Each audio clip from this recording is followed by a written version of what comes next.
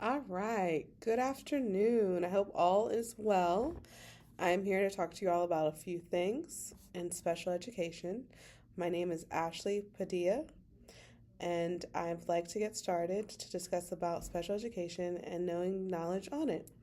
So, as a special education teacher, I currently have my provisional license, and I am in a master's program to obtain my full license. I'm very excited, and I have learned a few things that I would really like to share with all of you.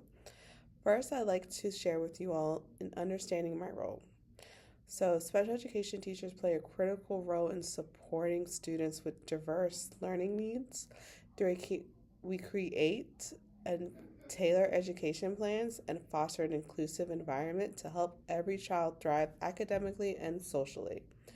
What this means to me is being able to have characteristics of empathy, compassion, understanding, patience, as well as I don't think we think about critical thinking often, but I think critical thinking is a very important key step to this as well.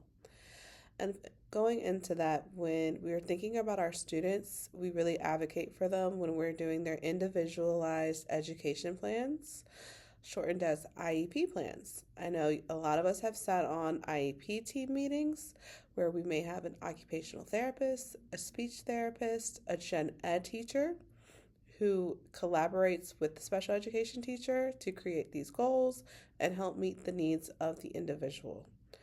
And within that individual within the IEP plan, it's important that we follow the laws that are formulated for our individuals because the IEP is a legally binding document.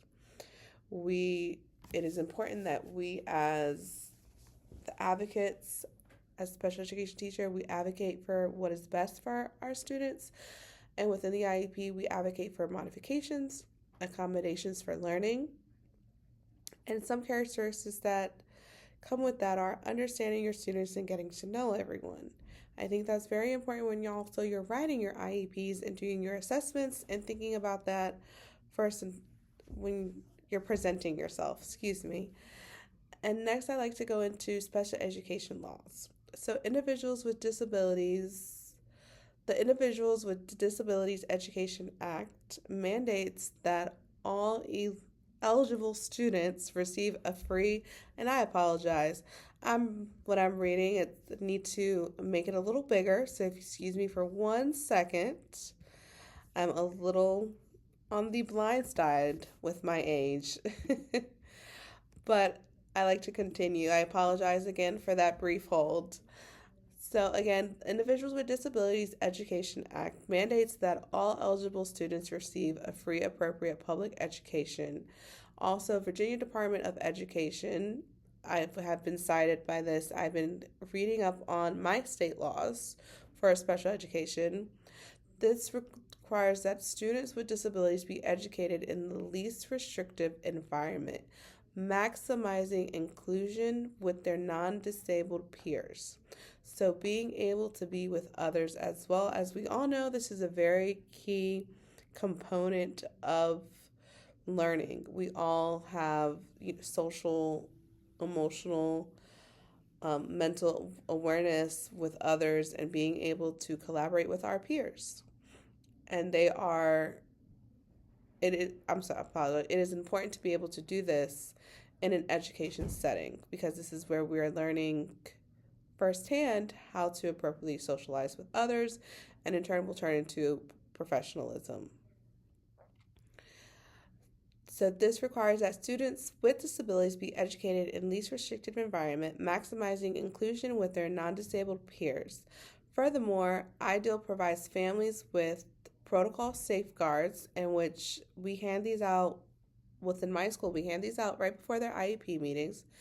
And safeguards ensuring their informed participation and enabling them to actively engage in their child's education. Not all parents are aware of their rights or are aware of their children's rights. So it's important for us to be able to include these rights for the parents. And if there's a language barrier, we also offer these in different languages for the parents to be able to read them, including having an interpreter in IEP meetings for advocacy and advocating for individuals. And this goes right into my next point on my infograph, where it's talk about advocacy. I come from a background of advocating for my individuals within case management. I used to be a case manager, and within my case management experience, I would advocate for my individuals who lived in the group home as well as for my individuals that were in the classroom. And I would I would sit in on IEP meetings. So special education teachers advocate on a daily basis for their students, whether it be with parents, stakeholders, community service board members, and IEP team members.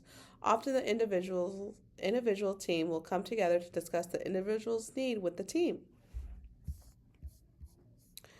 And in conclusion, I like to talk about collaboration.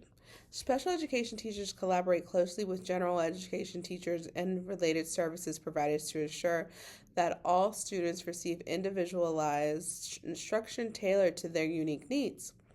They play a critical role in supporting their unique needs, the students with exceptionals, by adapting curriculum, modifying assignments, and implementing specialized strategies. For example, a special education teacher may adjust an assignment given by a general education teacher to better align with students' learning abilities and IEP goals. And just a few other things, I like to touch up on are ethical framework and professional practice standards. I think it's important to have the ethical framework because we do have to follow special education laws when we are advocating for individuals, and we do have to follow protocols when writing these IEPs as well. And identifying aspects of the Christian worldview, perspective, and leadership. I have a strong faith, my background in growing up, and I do believe that in the Christian worldview, that there are a lot of things within the Bible that we're able to cite to make us stronger, as well as to make us think critically and think about the bigger picture. I love saying that one of my biggest things is to say, think about the bigger picture, because sometimes we stay in a box, and we definitely want to get out of that box and start thinking more outside of the box and give more insight. And deepening my understanding and diverse for learning, I come from a very diverse background, from being an RBT, which is a registered behavior technician, and ABA, to case managing, to now special education teacher. I believe all of those bring a very diverse knowledge and very diverse professional stance to be able to bring to the table and educate everyone else as well. This also brings high leverage practices in which we have treatment plans that we follow as well. So I hope I was able to give you all a little bit of information. I'm sorry, I know I went over 7 minutes, so I apologize for the length of my video. But I hope you all have a wonderful afternoon, and I look forward to speaking with you all further. Have a great day.